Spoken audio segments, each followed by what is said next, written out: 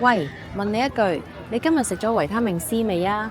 平時買嘢有冇睇卡路里同營養標籤？有冇每日行夠1萬步？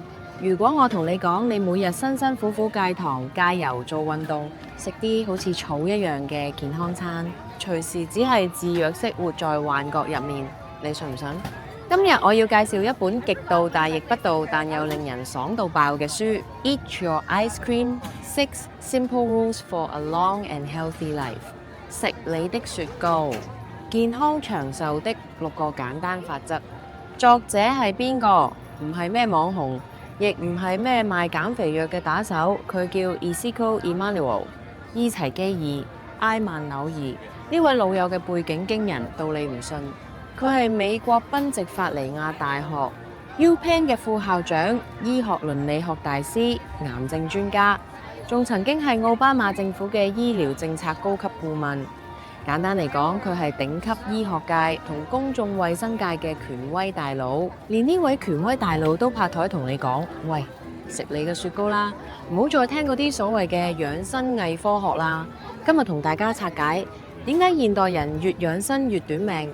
第一法則：食真正嘅食物，飲食唔使搞到好似邪教咁。今日話生酮飲食最好，明日話生食先係王道。今日話碳水化合物係毒藥，明日話脂肪係魔鬼。大家都食得小心翼翼，連食件蛋糕都有罪惡感。Emanuel 醫生話：放輕鬆啦。歷史上所有吹到神乎其神嘅極端飲食法，長期嚟睇，全部都會失敗。健康飲食嘅真諦極度簡單，多食蔬菜、水果、豆類同全穀類等天然原型食物，少食高度加工食品。如果你平時飲食均衡，間中食個雪糕、食件芝士蛋糕，根本完全唔會影響你嘅壽命。相反，如果你每日為咗戒口而感到痛苦、壓抑，呢種長期嘅心理壓力對身體嘅傷害遠遠大過你食入肚嗰2球雪糕。第二法則：將啲保健品掉入垃圾桶啦，一腳踢爆全球數以百億計嘅保健品騙局。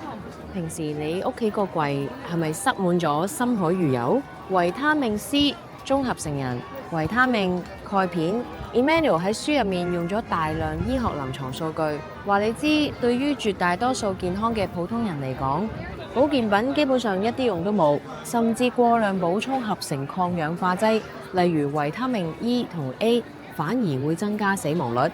你花真金白銀買嘅只係昂貴嘅維他命料，因為大部分多餘嘅水溶性維他命，你身體吸收唔到，最後都係排咗去廁所。真係缺維他命，去食個蘋果，食個橙，去戶外曬下陽光。天然食物嘅營養結構係藥丸複製唔到嘅。第三法則：動起來，但唔使跑馬拉松。適度運動，但唔好過度。你唔需要每日去健身房拼死拼活，亦唔需要強迫自己去跑馬拉松。Emanuel 醫生強調，長期過度劇烈嘅運動反而會增加關節磨損同心臟負擔。最健康嘅運動方式係融入生活，每日行街、散步、行樓梯，做少少家務，或者跟朋友去打下波、跳下舞。只要維持基本嘅心肺活動同肌肉力量，持之以恆就足夠。第四法則：拒絕無謂嘅過度檢查同過度醫療，唔好再做無謂嘅全面 body check。醫生啊，我每年都做一次全面驗血、CT scan、磁力共振，咁咪好安全咯。Emanuel 醫生作為醫學專家，竟然叫你停手，因為現代醫療儀器太精密，你身體只要有1微米嘅小異樣，或者一粒完全無害嘅小囊腫，儀器都會照到。結果導致過度診斷同過度治療，你本來冇病冇痛，突然要承擔手術風險，仲要每日擔驚受怕。除非你有家族病史或身體發出警號，如劇痛、出血，否則常規嘅癌症篩查按標準做就夠。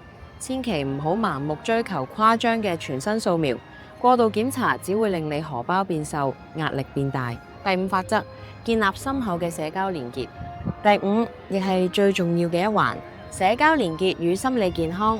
大量權威醫學研究，包括著名的哈佛長壽研究，顯示孤獨比每日抽15支煙更有毒。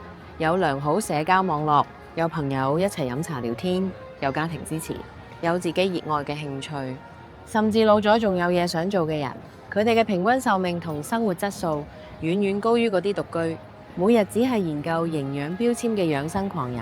你想長壽，去約朋友食餐飯，傾下偈，笑下，功效好過你食一罐貴價靈芝孢子。第六法則，保持充足睡眠與規律作息。第六，睡眠先係身體最好嘅修復劑。現代人一邊熬夜一邊食保健品，簡直係本末倒置。Emmanuel 醫生指出，長期睡眠不足會直接破壞免疫系統，加速腦部衰老，並增加心血管疾病風險。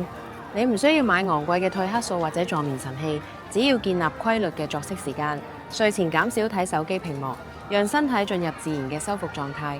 睡得好比你食任何補品都有效得多。